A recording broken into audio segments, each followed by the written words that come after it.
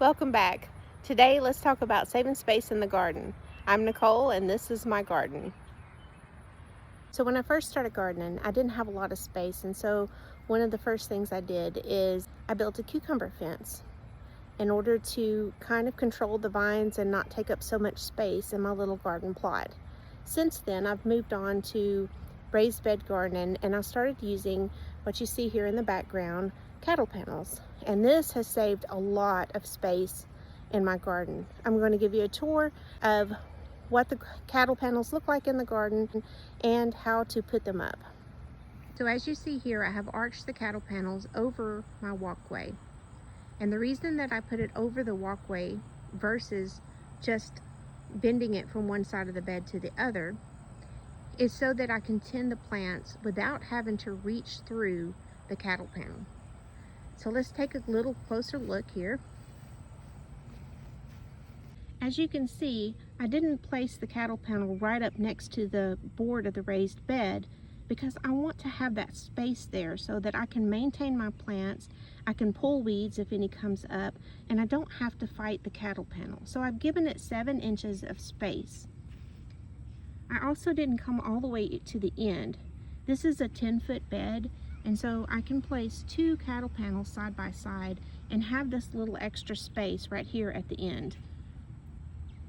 At the time that I placed this cattle panel, I actually didn't have anyone to help me, but it's quite easy to set them in place. Here I used a pipe conduit that I had used for a stake previously. I put it about 2 feet in the ground, one on each end. And as you can see on the panel next to this one, I used some rebar because I was using materials that I already had around our house. And here you can see the next cattle panel in line. And so we have on this 10-foot bed, 2 cattle panels side by side.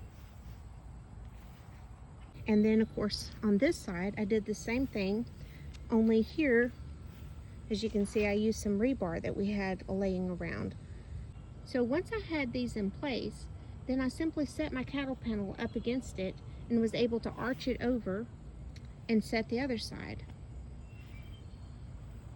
Another option, if you don't have the space to arch it, or if you have a taller raised bed where putting an arch like this is going to make everything out of reach, then your option is to do what I've done here for our sweet potato vines, because I didn't want the sweet potato vines coming over and taking over the cattle panel this way.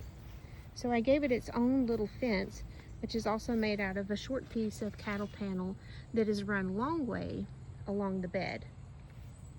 And this saves space because it keeps it off of the panel behind it, and it also helps keep it out of the walkway.